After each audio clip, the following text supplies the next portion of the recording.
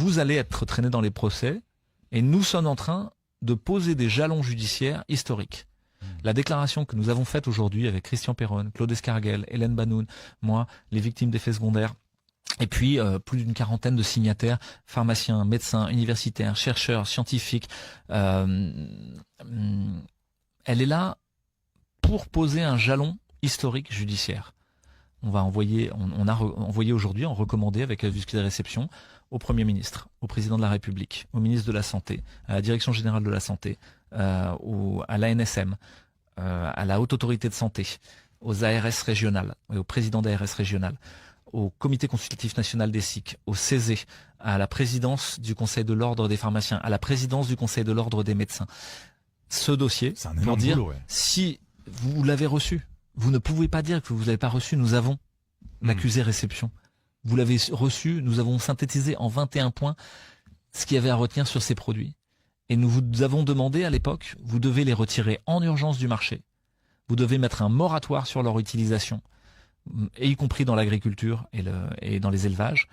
Vous devez mettre en place une évaluation indépendante et exhaustive de ces produits et faire le point de ce qui s'est passé ces dernières années et arrêter de faire semblant qu'il n'y a pas d'effet secondaire, que c'est sûr et efficace, que ça a sauvé des millions de vies. C'est un mensonge. Scientifiquement, c'est faux. Nous vous demandons la reconnaissance des victimes, la mise en place de filières de soins, de filières de recherche, la mise en place de possibilités d'accès à des diagnostics par des biomarqueurs comme le dosage de la protéine spike dans le sang. On peut le faire même encore aujourd'hui on peut le faire, bien sûr. Tu penses qu'on retrouverait encore des quantités de spike produites? Tu penses qu'il y a encore des conséquences pour ceux qui ont eu les injections aujourd'hui, 5 ans après? L'étude de Ota et Alter, qui est un japonais, a montré que 43,5% des AVC hémorragiques chez les vaccinés, donc les gens qui font des accidents vasculaires cérébraux, parce qu'ils ont saigné dans le cerveau. Juste au passage, pour que les gens comprennent bien, il y a deux façons d'abîmer son cerveau par des AVC. C'est soit je bouche un vaisseau, ça s'appelle un accident vasculaire cérébral ischémique thrombotique. C'est un petit caillot qui vient boucher un vaisseau et le territoire meurt en aval, un peu comme un infarctus du cœur, mais là c'est un infarctus du cerveau. Et puis un autre moyen, c'est mon vaisseau qui pète, qui saigne et qui inonde une partie du cerveau qui est abîmée au passage. C'est là, dans ce cas-là, un AVC hémorragique. Donc dans les AVC hémorragiques chez les vaccinés, 43,5%, on retrouve de l'ARN de spike et de la spike au niveau de l'intima des artères cérébrales. Ça c'est officiel. Ça c'est officiel et pendant plus de 17 mois après la vaccination. C'est énorme. Ouais. Je rappelle qu'on nous a dit l'injection reste dans le bras, l'ARN dure pas plus de 48 heures et la spike qui sera produite, on ne sait pas, mais globalement pas plus de 15 jours. Ouais. Parce qu'après elle se dégrade trop vite. 17 mois. Il y a quelques jours, quelques semaines maintenant, une étude faite par l'université d'Yale retrouve que chez les gens qui sont porteurs de syndrome post-vaccinal qui ressemble à un Covid long en fait, ils sont très superposables et parfois c'est les deux en même temps. C'est-à-dire chez les gens qui ont eu le Covid, qui ont des séquelles du Covid et des gens qui ont été vaccinés, qui ont des séquelles de la vaccination et les deux ensemble parce qu'en fait Spike est présent dans les deux. Et donc voilà. Donc des gens qui ont cette symptomatologie-là, on retrouve de la Spike et y compris vaccinale, parce qu'on va discuter ça, mais comment faire la différence entre le virus et le vaccin, dans le sang circulant jusqu'à 700 jours après l'injection, presque 2 ans. C'est très loin de ce qu'on nous a dit. C'est très très loin de ce qu'on nous a dit, et rien que ça justifierait un retrait du marché. Le moindre camembert qui pue et qui n'est pas comme il faut, on arrête toute la chaîne, procédure de rappel des produits, on prévient tout le monde, etc. L'ARS est prévenu, enquête. Là, personne ne parle, tout va bien, c'est sûr et efficace, on continue. Donc là, il y a un vrai problème. On est dans ce déni collectif. Ces produits sont insuffisamment efficaces, toxiques, n'ont jamais justifié tout ce qu'ils ont justifié en termes d'atteinte à nos libertés individuelles et ont outrepassé toutes les contraintes réglementaires. Il y a eu mensonge sur les produits eux-mêmes par l'industrie parce qu'on retrouve de l'ADN dedans alors qu'on n'est pas censé en retrouver. On peut revenir sur ce point-là. C'est plus grave ça de retrouver de l'ADN? Alors, plus grave, ça dépend de ce qu'on entend. Un produit, normalement, est conforme au cahier des charges pour lequel il a été produit et ce qui est annoncé par le producteur. Là, les IPN, les plaques qui nous isolent, etc., si elles sont pas exactement comme il faut, tu peux attaquer le producteur en disant vous n'êtes pas conforme à la norme. Là, on est hors norme, machin. Et vous n'avez pas annoncé ce qu'il y avait dedans. C'est ça. Il y avait de l'amiante, vous me l'avez jamais dit, c'est pas normal. Donc, normalement, le produit est conforme. Le produit, en l'occurrence, n'est pas conforme à ce qui a été déclaré par Pfizer ou Moderna. Puisque dedans, plus de 8 équipes maintenant dans beaucoup de pays du monde, le Japon, l'Allemagne, la France, l'Australie, les États-Unis, entre autres, ont retrouvé la présence d'ADN. Qu'est-ce que ça veut dire? Normalement, il y a de l'ARN messager, modifié. Là, il y a de l'ADN. L'ADN, pourquoi est-ce qu'il serait là? Il y a eu un premier process de fabrication, on va dire un proto, qui a été créé, sur lequel ont été faites les études Princeps. Ce proto était clean. La façon de produire faisait qu'on avait bien purifié, enlevé l'ADN, etc. et qu'a priori, il n'y avait plus d'ADN dedans. Puis ensuite, il y a eu le passage à la phase industrielle. Nous devons fournir 7 milliards de personnes. Ça y est, on a les commandes. Et là, c'est plus le proto.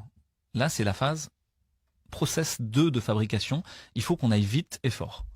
Et dans ce cas-là, l'industriel, qu'est-ce qu'il fait?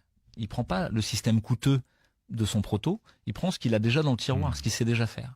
Et ce qu'il savait déjà faire, c'était pas de l'ingénierie d'ADN linéaire, c'était de prendre des plasmides à ADN, c'est-à-dire des ronds d'ADN, qu'on multiplie dans des cultures bactériennes, de l'Escherichia coli. Parce que les bactéries, c'est comme ça qu'elles s'échangent leur génome, c'est en multipliant des plasmides et en se les échangeant les unes aux autres. Ça coûte pas cher, c'est simple à faire, tu mets un bouillon de merde et tu mets du truc dedans. Et ensuite, tu es censé purifier. Sauf que c'est pas purifié. Et qu'il reste des plasmides à ADN dans le produit final. Ça, c'est pas prévu. Et donc ça, c'est pas conforme. Ça veut dire que le produit qu'on t'a fourni à la fin, il n'est pas du tout ce qui a été déclaré par le fabricant. Et rien que ça pourrait faire retirer du marché, faire des procès à Pfizer et dire c'est nul et non avenu. Ça n'aurait jamais dû avoir les AMM conditionnels. Vous nous avez menti.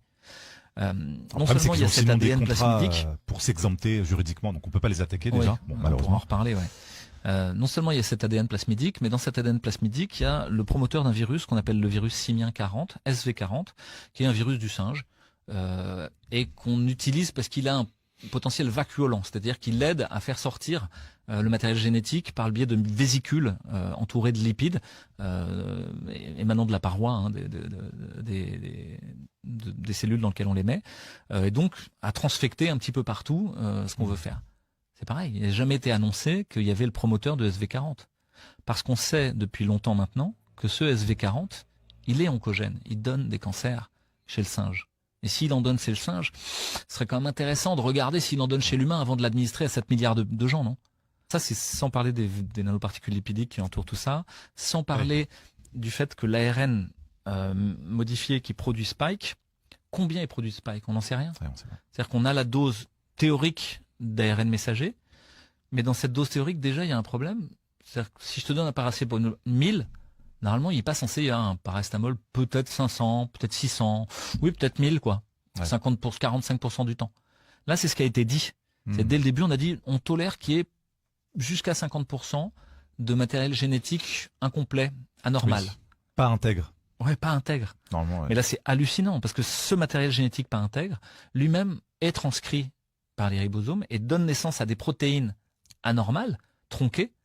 Je vais dire ça autrement. Si l'ARN complet code pour Spike, l'ARN tronqué, lui, va coder pour SPE, Ike, que. Ouais. Donc, quel est l'effet? Quel est le potentiel auto-immun de ces petits morceaux sur lesquels tu vas faire des anticorps de quelque chose qui ressemble peut-être à des morceaux de ton corps? Et ça, c'est pas moi qui le dis, c'est l'Agence européenne du médicament qui le dit dès le début dans les AMM conditionnels. Ça a été fuité dans le dark web. Hein. C'est des documents que Le Monde a révélés, qui ont fuité entre l'AME, l'Agence européenne du médicament, et Pfizer, qui montrent qu'effectivement, il y a 10 à 20% d'ARN intègre qui n'est pas intègre. Oh bah là, c'est jusqu'à 50% d'ARN pas intègre. Et dans l'essence, c'est des ARN tronqués. Autre chose, c'est qu'on s'est rendu compte qu'il pouvait y avoir un décalage du cadre de lecture. C'est-à-dire que normalement, on lit l'ARN selon dans un certain sens, et puis codon par codon, c'est-à-dire triplet de nucléotides par triplet de nucléotides. Mais on pouvait décaler un peu. Et donc lire un autre message, comme si tu prenais ton texte et tu mettais les points et les virgules à d'autres endroits, et ça fait quand même quelque chose. Ça te dit quelque chose. Et ça, c'est ce qu'on appelle des décalages du cadre de lecture qui donnent naissance à des protéines anormales dont on ne sait rien de l'activité biologique, de la toxicité potentielle, alors même qu'elles en ont. Donc on est vraiment sur le cul que ces produits soient autorisés sur le marché. Donc ça, y a rien qui colle, quoi. Bref, donc tout ça pour dire l'alerte sanitaire qu'on fait aujourd'hui, c'est dire ça aux tutelles, dire voilà, maintenant il faut qu'on vous le redise, il faut qu'on vous le remonte, qu'on vous montre toutes les preuves. D'accord, on le refait, on le repose, on les a toutes. Et vous n'auriez jamais dû accepter que ces choses-là sur le produit soient sur le marché. Mais maintenant que vous le savez, vous devriez les retirer immédiatement. Oui. Et si vous le faites pas, c'est que vous êtes complice. Ils peuvent plus faire semblant de pas savoir. Non, ils peuvent plus faire semblant de pas savoir. C'est ça aussi l'objectif.